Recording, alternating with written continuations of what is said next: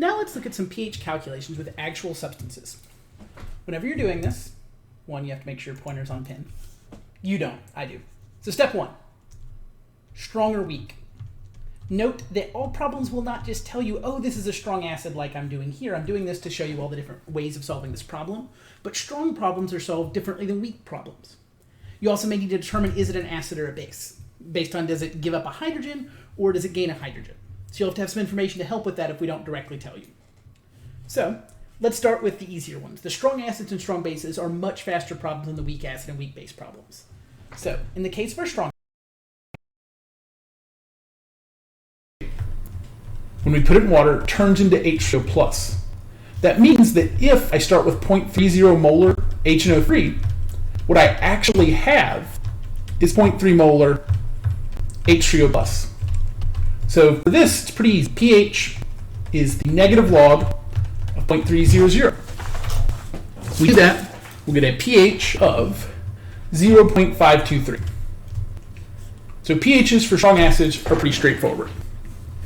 Strong bases are somewhat straightforward. There's just one extra step you have to look at.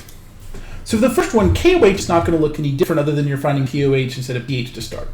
So KOH, if it is at a concentration of 1 molar, all your KOH is going to turn into K plus and OH minus.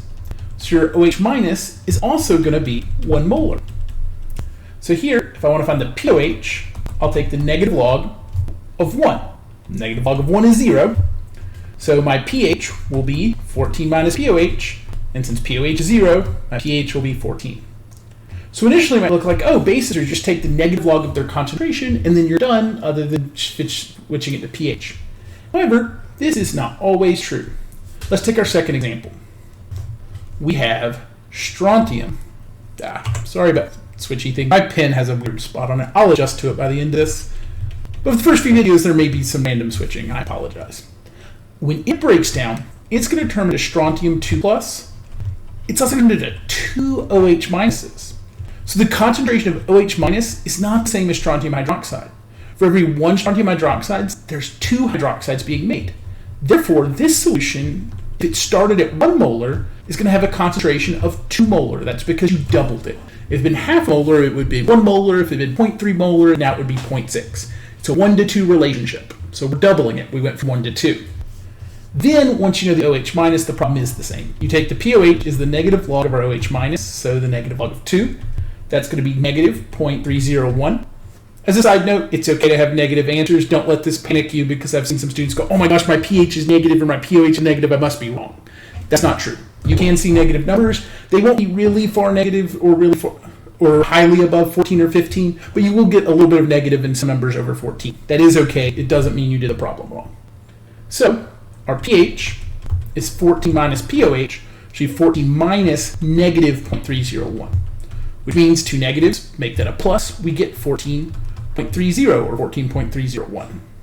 Right, either I'd be fine with either. So that's our pH of our strong acid and strong bases. Those are not too bad. And not the others are bad, but the others take a little more time. So now let's take our weak acid case.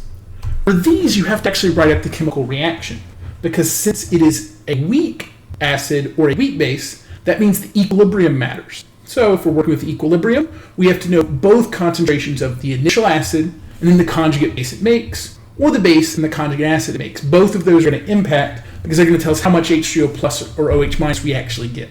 So we have to work through the whole problem. We can't just go, oh, it all turns into one thing. So we have HNO2.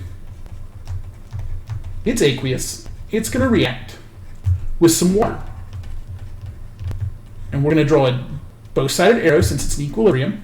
It's going to form NO2 minus, and it's going to form H3O plus. So if we generate our ice table, and we know to use ice because we have one substance at the start at equilibrium, so we can't use something like Henderson-Hasselbalch that you learn about later. We can't do that because we only have one substance at the start. So HNO2 starts at 0.200 molar. Note, if it didn't give you a molarity, to use an ice table, you have to use molarity. So if it just gave you moles and liters, you'd have to find the molarity first. We already have it, so we'll put our 0.200 in. There's no NO2 minus, and our H3O plus is approximately 0. It's not significant compared to the other numbers. Now, our reactants, we're going to lose some of them, and they have a coefficient in front of 1, so minus x. We don't worry about the water because it's a liquid. The NO2 minus has a coefficient of 1, so it'll be plus x. H3O plus also has a coefficient of 1, so it'll be a plus x. So we'll have 0.200 minus x, x, and x. And with this Ka value of 10 to the negative 4th, there's a good chance that x is small. You can check it at the end to confirm that x is indeed small. So we're going to assume x is small. Note, depends on your instructor. In case you're somebody else watching, how you would figure that out. For my class, we check, is the value for x smaller than 5% of the value we got for its initial concentration? If so, x was indeed small.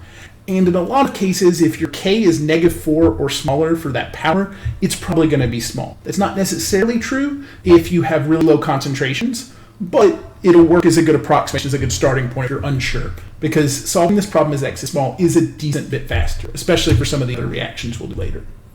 So when we can't assume it, we're going to try to. So here, now we have our equilibrium. We just got to put in some values. So Ka, remember, is products over reactants. So NO2 minus times H2O plus divided by HNO2. So these are both x and x. So if you multiply x times x, you'll get x squared. And we're dividing it by HNO2, and we're assuming x is small, so we're going to divide by 0.200. This is all equal to Ka, which is 4.6 times 10 to the negative 4th. We multiply both sides by 0.2, and we get x squared equals 9.2 times 10 to the negative 5th. I'm going to square root both sides. When I do that, I get x is equal to 9.59 times 10 to the negative 3.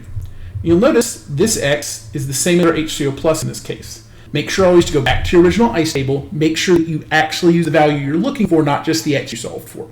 In this case, x was H3O plus, which is what we needed. So we can just use that. So then, I'm going to go up to the top here.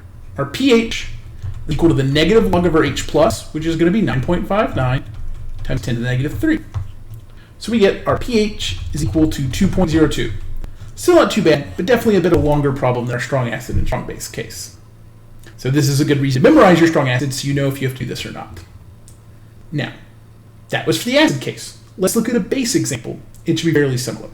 Note, if you haven't been doing other problems ahead of time, I would suggest you try this problem first on your own before watching me do it. So I was just pausing it here if you haven't done these already. Try the weak base problem. Now that you've hopefully tried it, let's take a look at what the answer would actually be. So for our weak base problem, we have to first write our reaction. So we have NH3, aqueous. We're told it's a base, which means we're going to look at how it reacts with water. We'll get an equilibrium, and since it's a base, we know it's going to gain a proton. We're using the Bronsted definition. Put a plus on that. And then, because it gained a proton, the water had to lose one. And when water loses a proton, it becomes OH minus, since we only have one hydrogen left. So we'll go to our same ICE table. We have 0.1 molar this time to this. Don't worry about water. This is 0. This is approximately 0. And again, we have one coefficient in front of everything. So we'll have minus x, and plus x.